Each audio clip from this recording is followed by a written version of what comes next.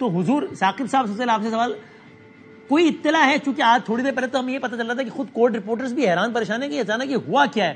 ابھی سن کیا ہے آپ لوگوں کے حلقوں میں؟ آپ کا تو شب و روز سپریم کورٹ میں گزرتا ہے اور یہ ظاہر ہے بہت سارے ججز کو آپ لوگ ذاتی طور پہ جانتے ہیں اپنے کام کی نوعیت کی بنا پہ. یہ ہوا کیوں ہے؟ یہ کچھ سمجھ میں آیا ہے ابھی تک یا نہیں ثاقب صاحب؟ جی ابھی تک کوئی سالڈ پوائنٹ تو سامنے نہیں آیا، اور جو ان کے قریبی ذرائع ہیں وہ بھی ایسی کوئی چیز سالڈ جو ہے وہ کنفرم نہیں کر رہے کہ کون سی ایسی وجہ تھی کہ آج سے کچھ ماہ بعد مستقبل کے جو چیف جسٹس ہیں ان کو اچانک جو ہے وہ استعفیٰ دینا پڑا، اور وہ سپریم کورٹ کے جج سے جو ہے وہ جج استعفیٰ دے کر جو ہے وہ گھر جانا پڑا.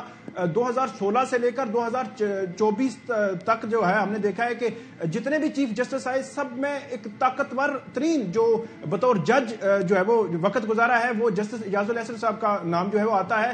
واحد چیف جسٹس قاضی فائز عیسیٰ آئے. تو اس دور میں کچھ ایسی چیزیں آئیں بینچز کی تشکیل کے حوالے سے، اور مختلف ہم نے دیکھا کہ ریسنٹ پاسٹ میں کچھ امپورٹنٹ کیسز میں بھی وہ بینچز کا حصہ نہیں تھے، لیکن اس سے قبل 8 سال بھرپور انہوں نے گزارے. تو 8 سال کے بعد بغیر کسی بڑی وجہ کے، بغیر کسی ریزن کے، اور صرف ایک ان کا اگر کوئی اختلاف رائے تھا یا کہیں پہ ایسی کوئی چیز تھی اس کی بنیاد پر چلا جانا، یہ بہت ہی حیران کن ہے کہ ایک سپریم کورٹ کا جج جو ہے اتنا پریشر بھی نہیں لے سکتا. حالانکہ ججز پر تنقید بھی ہوتی ہے، اور ایسا نہیں ہے کہ یہ کوئی پہلے جسٹس اعجاز الاحسن ہے ان پر یا جسٹس مظاہر نقوی ان پر تنقید ہوئی ہے.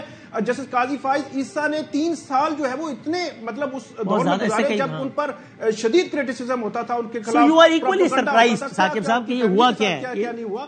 ٹھیک ہے یہ ذرا دوبارہ بھی آتا ہوں میں آپ پہ. میں محسن صاحب آپ بھی بتائیے کچھ کوئی اطلاع کہ یہ کیوں ہوا ہے؟ راجہ محسن. دیکھیں بدامی صاحب، بڑی جو قریبی ذرائع ہیں معزز جن جج صاحب نے استعفیٰ دیا ہے ان کے، دیکھیں جو جسٹس مظاہر علی اکبر نقوی صاحب کا گزشتہ روز کا استعفیٰ تھا اور جو سپریم جوڈیشل کاؤنسل میں ان کے خلاف کارروائی تھی، اور اس کا اور اس استعفے کا آپس میں بڑا گہرا تعلق ہے.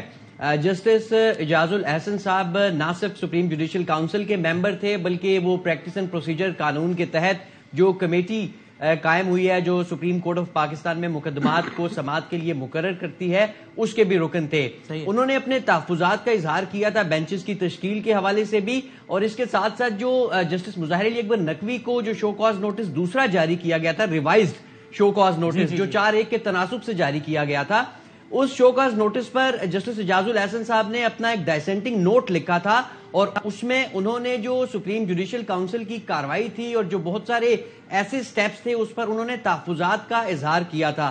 ان کا یہ کہنا تھا کہ بہت ساری ایسی چیزیں ہوئی ہیں اس عرصے کے دوران جو سپریم جوڈیشل کاؤنسل کے اجلاس کے بغیر نہیں ہو سکتی تھیں.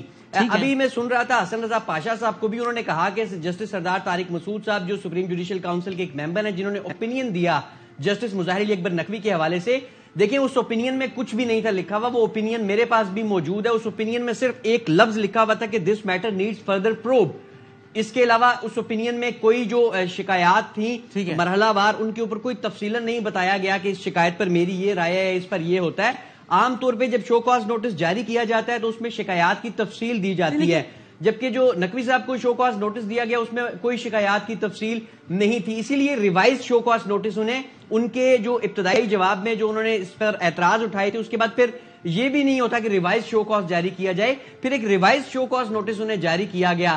یہ آپ نے پس منظر بتایا محسن، لیکن اس پس منظر کو آپ نے بتا دیا. جسٹس مظاہر علی اکبر نقوی صاحب نے جو اس پوری پروسیڈنگ کو سپریم کورٹ آف پاکستان میں چیلنج کیا، تو عام طور پہ ہم دیکھتے ہیں کہ جسٹس افتخار چودھری صاحب کے کیس میں، جسٹس قاضی فائز عیسیٰ صاحب کے کیس میں جب سپریم جوڈیشل کاؤنسل کی کارروائی چیلنج کی گئی سپریم کورٹ میں تو کاؤنسل کی پروسیڈنگز رک گئی، پھر میٹر سپریم کورٹ نے ڈیسائیڈ کیا. لیکن محسن میں آتا ہوں دوبارہ